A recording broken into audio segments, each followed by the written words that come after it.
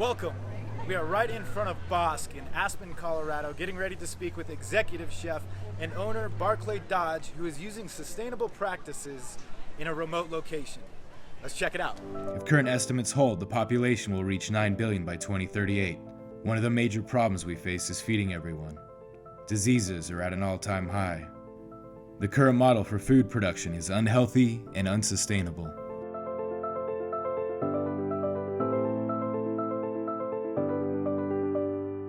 There's got to be a better way. Scientists say that if 14% of the world planted a permaculture garden or some type of garden just in their backyard, we can replenish the entire earth. So we're setting out to find people who are doing things differently. We'll be looking into alternatives to current food practices that are damaging our health and environment. We'll be meeting the chefs, farmers, restaurateurs, and entrepreneurs who are making a difference. And you'll find out just how easy it is for you to become a part of the solution. Check us out on Facebook and Instagram. We'll be eating the freshest food, meeting amazing people, and seeing what we can do to become a healthier, more environmentally friendly world right here on The Fork and Truth.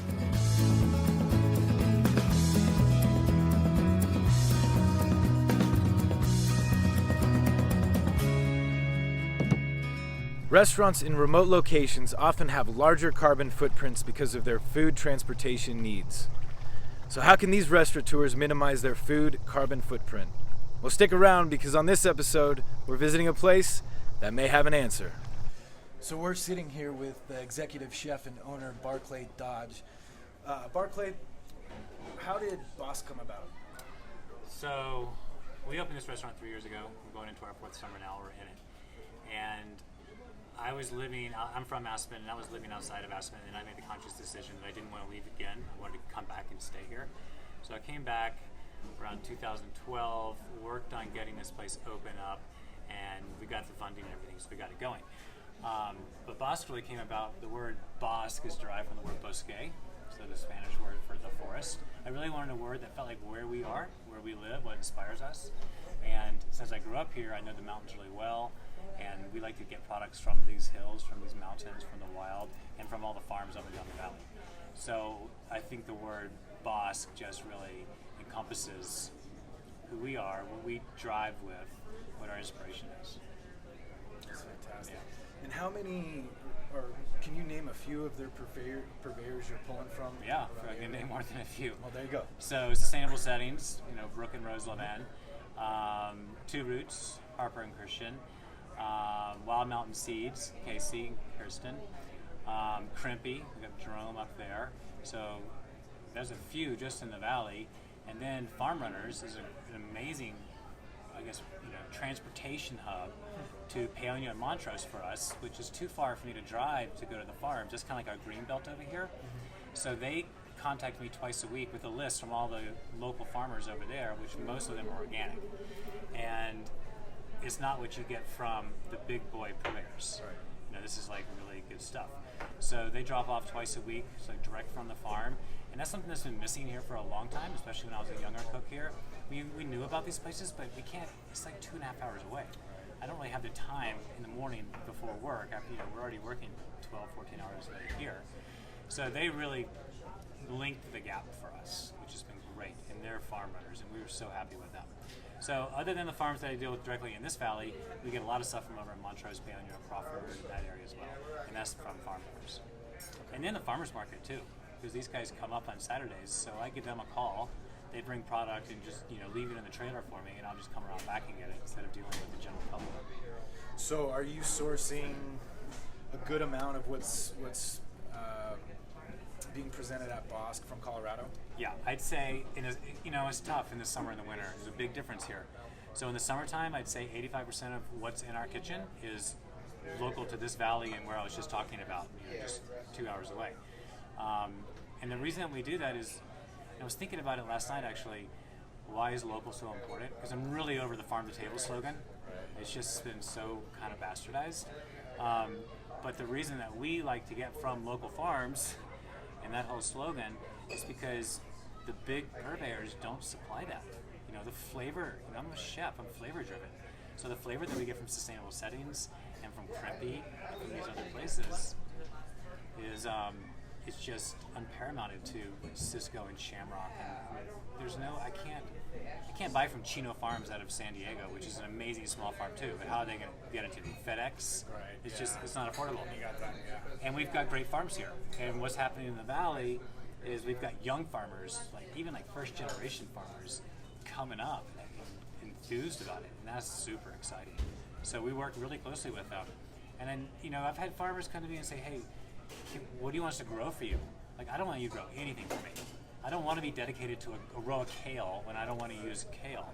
So I'd rather them just show up at my door with whatever they have, and we'll curtail the menu accordingly. Okay. And that's pretty much how we operate. So is the menu changing every day or seasonally or just Well, whenever? I'd say, like, you know, dishes come and go on a every day to 2 or 3 day basis. I mean, and then I'd say like a big change would happen like within a month period. But yeah, dishes are coming off and going on a couple times a week. Yeah. So it's not like we change the whole menu in one day, the whole menu the next day. And then you also forage for some of the food as well, right? Yeah, From what I we heard. love that. Mushroom hunting? Yeah, well, that's where it all started for us, was mushroom hunting, but it's so much deeper than that, you know. We did get a lot of morels this year from that big fire that was in Basalt, so that was very different for us because morel is not like a mushroom for us locally. But our local mushrooms are just now starting to pop, just barely. I spent 4 hours in the woods on Monday, and I found 1 porcini. But I had a forager come to me yesterday with 25 pounds of porcini from not far away. They're never going to reveal their location. So mushrooms are just part of it. You know, like we love to get into the watercress and the cattails and the roots. Angelica root grows around here. I actually picked the other day. I was like, I wasn't sure what it was, if it was Angelica or not. I was hoping it was. So I put gloves on. I didn't know what it was, and I cut it because the look-alike is poison hemlock, which is the most poisonous plant in North America. So I got home and I identified it, and sure enough, it was poison hemlock. Yeah, so it went right into the garbage. But different kinds of seeds, pine tips, we use a ton of blue spruce tips. I mean, these are the flavors of where we are, and that's what we like to put out because we just relate to it. And I feel like the general public, whether they know it or not or realize it or not, when they walk away from the table, they might feel slightly different from dining here. Because one, the products are just amazing, and they're alive and they're thriving with energy and life force. But two, it's from our, you know, it's from right here. Right. So I think, you know, it's not what you're getting in Chicago or LA or something like that. You're getting food from immediately from our area, and it has a different life force here. I guess my last question would be, do you think it's important for other local restaurateurs to, I know you said the farm-to-table slogan is overused, but do you think if they could pull from more local producers, it would be Well, beneficial? I think it would be great because these guys need the work. Like, these farmers are just starting out, and even like Brook down at Sustainable Settings, it's been around for 20-something years, but we all need a business. We're all running a business too here at the end of the day. You know, my restaurant's a business, these farms are a business. So it would be great if more people would get on board and start using our local stuff to support our community. You know, we don't need to be supporting some grower in Gilroy, California. It has nothing to do with us. And that's mass-produced stuff too, very conventional style farming. I know in Gilroy there's great farms too, but what we're getting is not that. We're not getting the small-time farmer. We're getting the big stuff. So I'd rather stay clear of that. And in the wintertime, that's where it gets tricky. That's a whole nother conversation. Yeah, it's tricky because there's, you know, a couple of feet of snow on the ground. Sure. But these local farmers are also starting to put in better greenhouses, climate batteries, and things like that, where they can, you know, produce year-round. Oh, I forgot one. The Farm Collaborative. I don't want to let those guys out either. Okay. Yeah, they're doing a great job. Yeah, I think we're going to be visiting them. Yeah, we did a dinner here the other night with them. Okay. Great. Promoting them. It was kind of a fundraiser. And we used, I'd say 90% of everything on the dinner that night came from their farm, which was cool. And they have a climate battery greenhouse with like passion fruit in it, like things that you wouldn't really put here, but it's kind of fun to throw those like curveballs in at the same time. So they're good. They're a good farm. Look forward to going, you know, seeing that for sure. Yeah, I'm excited. Yeah. I'm excited. Just turn this down a little bit. So we actually happen to be possibly putting new dish on the menu tonight. We're working on it right now, so it's a good time to just execute it and see what we think about it. All right. So this is my stew Dick over here. How you doing, Nick? And let's get this thing tossed with oil and grilled.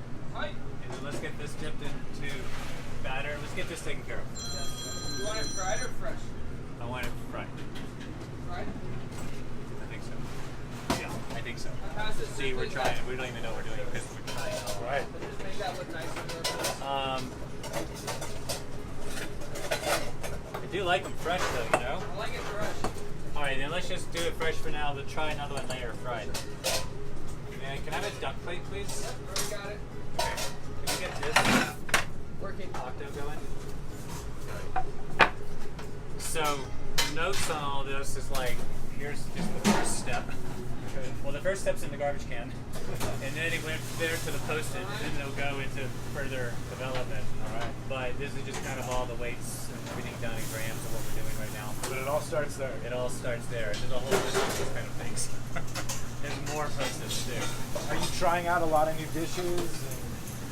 What do you mean trying out new dishes? Well, Like new stuff for us? Yeah. Yeah, I mean, I think after 3 years, we've definitely kind of developed our repertoire style, for sure. And this is actually stepping out of that a little bit, because we kind of get locked into plating designs a lot, and we're going to go in a different direction here for this dish. For octopus over the last year or so, we always change the garnishes, like the plate setup, but for some reason we've kind of followed the same visual for over a year now. So we're breaking out of that right now. Yeah. It's probably going to be a minute until we get this That's okay. into plating mode. So I don't know what. Look on the name. Yeah. You want color on this wash? Yeah. Yeah, I do. Yeah, just dishes as they come along. That one came out really nice. So yeah, there's lots of these notebooks. This is a new one, actually, a fresh one. So I always ask this question with different chefs for people who are interested or aspiring to become a chef. Do you recommend going to culinary school or not? Starting in a kitchen? I mean, I don't think culinary school is necessary. I went to culinary school, but I don't think it's necessary. This is the school, really. So if you want to go, I was really young when I went, so I liked being in the educational structure environment. That's kind of where I wanted to be. And it was great. It was in San Francisco, and it's an amazing place to be in culinary school, because you're like in culinary school already, just living there. But I got eyes on it. this is where it goes down. That's where most chefs say that. Yeah. I mean, I don't advocate it. Right. If you want to go, go. But the problem is too, you come out and think you're already a chef sometimes. Do you think you come out and you're already kind of Yeah. Like this kid over here is in culinary school right now. Zach, do you feel like you're a chef yet? What's up? Do you feel like you're a chef yet? No. Good answer. He's doing great. He's got another week or two with us in intern from St. Louis. It's great. So. Here's some shallots and. All right, cool. So we have the onion flowers too, right here. I got them. Your ketchup. How long on that octo would you say? 6 minutes. 6 minutes? Oh, it's pretty. Well, why don't we pretend a little bit? Yeah, because I'd rather get this thing shot before 6 minutes. You can push it hard. Okay. I'll get it in a pan. I'll get it nice here. Going down.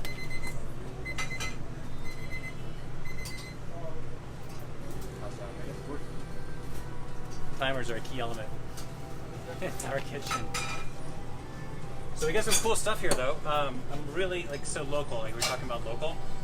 These are wild onion blossoms. They come right off the top of the onion and it sprouts out. These are just crispy shallots. This is purslane that comes from one of the farms, but it's really like a weed that grows around here too. It just grows right along the ground. I really dig purslane. It has like a real good crunch, kind of a lemony flavor to it. And then we've been getting into, of all things, one cultural cuisine that really drives us. We're not a Mexican restaurant, but it's Mexico. And we've been doing a pop-up for lunches where we're doing Mexican street food all summer. It has nothing to do with dinner, and again, we're not a Mexican restaurant, but we love it. So we had 2 chefs from Mexico come up, like real chefs, and they worked with me over the years. So they came up with us in the spring, and they started us in this program. So like we get all of our corn from Oaxaca, we nixtamalize in-house. We got a molino from Mexico, so volcanic stone molino. So we grind our own masa, which right there sets the stage. Because there's nothing like fresh masa compared to store-bought. There's no comparison. So we're doing like just street food, but I didn't want the recipes to be gringo at all. I wanted to be real. So they brought in recipes like Mama and the Village were like, you know, and the techniques are different too. Like they burn a lot of stuff like to ash point, like to a super dark char, like garlic. We would never do that, and so that's really been fun for us. So we have some ingredients here that are kind of in that zone. Like this is called Sikil Pak, and it's pumpkin seed puree. So we start off with pumpkin seed miso goes into it. We make koji in house, and this whole thing spawned from Renee Redzepi's book that came out. That's all chefs are just taken out of the fermentation book by storm. So that's been a lot of fun. And so we've gone further. This is one of his recipes, the actual the miso part. But we've taken the miso into our own direction now. But this is the pumpkin seed miso mixed with toasted pumpkin seeds, black garlic, not fermented black garlic, blackened garlic, blackened onion, blackened tomato, and pureed all together. And it's kind of like a dipping sauce in the Yucatan. So we're going to use that because that's just kind of a flavor profile that we go with. And then this stuff here is called Nigella sativa. It's actually a Middle Eastern, North African spice. I spent a year living in Morocco, so I draw from the flavor profile. But it has a real cuminy flavor to it. Yeah, just grab it. I mean, it tastes like cumin, so it fits the profile of what we're doing here with this dish. And then, two. Okay. So why don't we start setting this up? I don't know how this dish is going to look once it truly goes to the dining room. This is the first plating ever. Okay. All right. So we were thinking about drawing the salad like up through, and the tentacles kind of going through what already looks kind of like tentacles. So let's put the Sikil Pak down.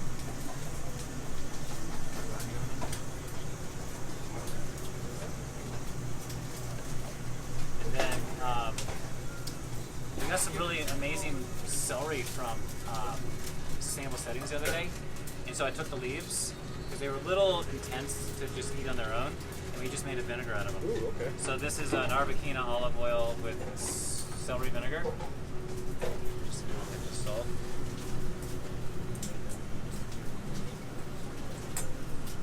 And we only have like a quart of this celery vinegar, so when we run out, like I kind of said earlier, we just kind of go with what's coming our way. Okay. How long in the squash, bro? Right here. Oh, good. Let me have that one now. Thanks. So the patty pan squash, I don't know what farm this is from, but it's from over in Paonia. We got this from Farm Runners. Yeah, I was telling you about the Farm Runners guys. We just have so much of it. You know, this dish could change easily, like in a week or two, based on what's coming in right now.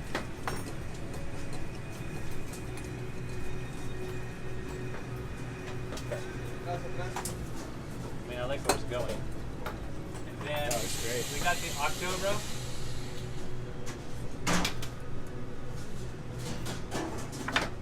So we just grilled this. We set up our Conroe grill, so it's beach hand grill, so we get a nice flavor of that wood. And we were thinking about Octopus is one of my favorites. yeah, Love it. it's popular here at Aspen of all things. Being in the mountains, people like it. Now this is not local, of course. Right. So we were just thinking about. So this is black garlic, green tomato, and some tamarind just cooked down together. Just brushing that on, and then hitting it with crispy shallot. These guys. Oh wow. And then this chili here is called Aleppo chili. So it's a milder red chili. It's got a lot of flavor to it.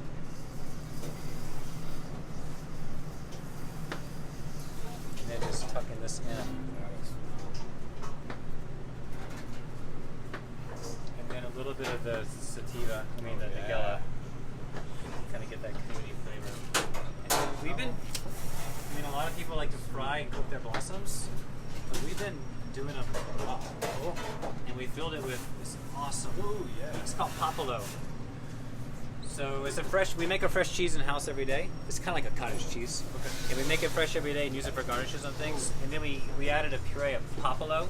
Popolo is like way intense cilantro. Like punch you in the face. Okay. Like you have to dilute it some. Sesame itself. Oh yeah.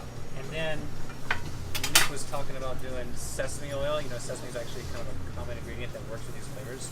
So this is just sesame oil that's been powderized with tapioca and maltodextrin. Huh.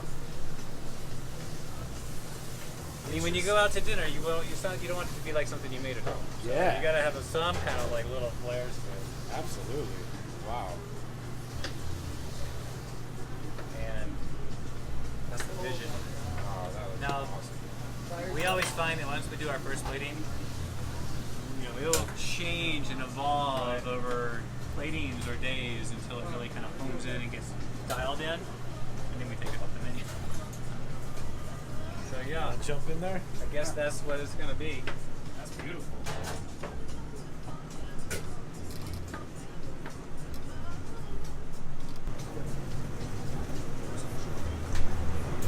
I'll give you way too much. Just come in and get a shot. No, you Get out can. again. Come on down.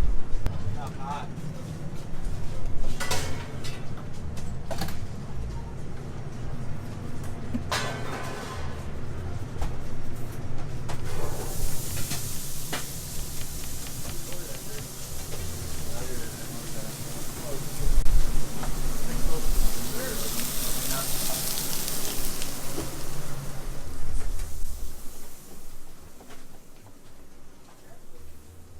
Want to try this?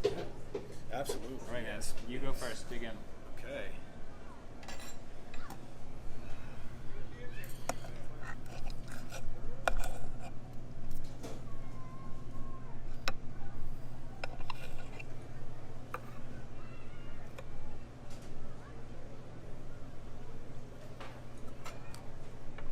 Yeah, good. You got that sequel back.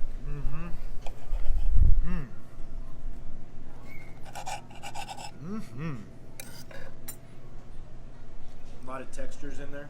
And a ton of flavor.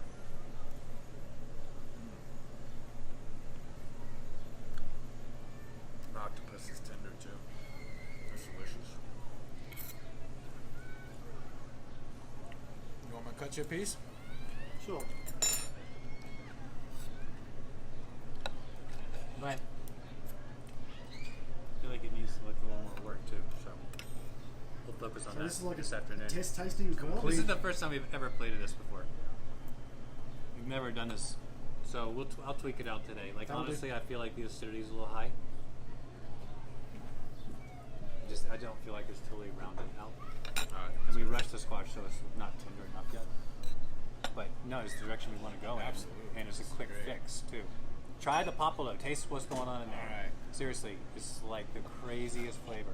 Separately or? Whatever. What's in the flour? The popolo cheese. It's an herb called popolo. But it's it's like it's different, right? Very unique. Yeah, it's good stuff. But it tastes like cilantro. That's awesome. But it's like really strong, There you go, mate. really clean. It is.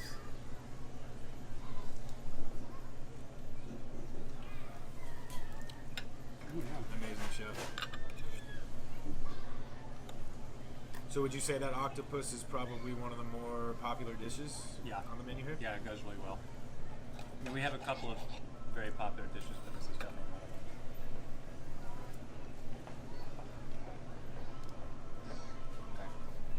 Very good. There you go. Phenomenal. Last question, and Yeah. then I will leave you be, and it might be the worst question for a chef, and Why? usually every chef hates when I ask them. My favorite thing on the menu? What's your favorite thing to cook? I do hate that question. It's a horrible question. Horrible question, I know. My favorite thing to cook? Fried egg sandwich at 1 o'clock in the morning after work. Nice. Right on. Because I know I get to sit down and relax for a minute. There you go. I can't answer that question. I don't know. There's not a favorite thing, you know, and I'm sure a lot of other chefs have said that. There's not a favorite thing. This is just what we do. So it's like I don't have a favorite thing with it. I just love cooking. I love creating. I love being involved with the farmers and getting the product in and working. It's more like my favorite thing is what we're working with, really. And then this is just a way for us to use it, you know, and work with our craft is putting out the plate. But I love what Brooks said on sustainable. He's like, we're we're like we're soil builders here.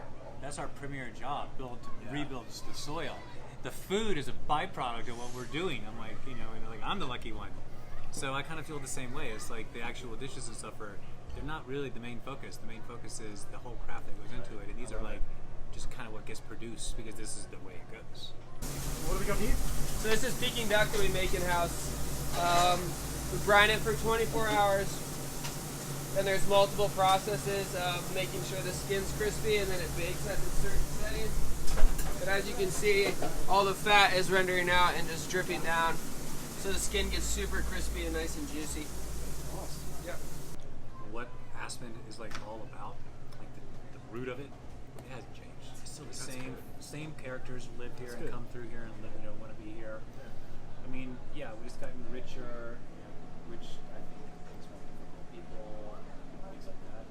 But I mean, you're seeing Aspen just in the corridor. This is only a couple of blocks. The real Aspen to us is what's out in the woods. Right. Skiing on Ajax before work in the morning, things like that. Being outdoors, and then you don't deal with all the mayhem of town, but the business is right here. I mean, I would love to live down in Carbondale and do it down there, but I wouldn't. This doesn't sell in Carbondale. And that's what we do. That's what we're trained for. This is what excites us. So I don't see myself going down to Carbondale. The clientele's here.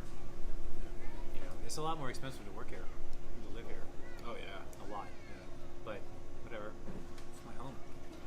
My family's here. I like to be here. I haven't been here since I was a kid. Really? It's great to be back. Yeah. It's a cool town. It's a cool town. One thing that has changed here, though, since when you were a kid and I was a kid, the summers were nothing. It was all about the winter. It's kind of flipped. Now the summer has become the strongest season. That's what we noticed coming up here. We noticed just a ton of people, and it was just. Well, they've done a good job with like social things, cultural things like Ideas Fest, Food and Wine, things of that nature. The music festival. In the winter, we don't have any of that stuff, so it's just kind of like snow sport based and shopping and partying. But the summers really hit it, and now the shoulder seasons are too. Like September, October, it's definitely getting warmer. I mean. Yeah, it's shifting. So I remember in October it was already snowing, and now it's like beautiful all the way until the end of October, if not the first week of November. So the leaves change. It's a great time to be here. Rates drop, so it's a great time to come visit. So we're busy then too. That's great. Yeah. It's a beautiful town, amazing food. Thank Thanks. you so very much for having us here. Yeah, you're welcome. We appreciate you taking the time.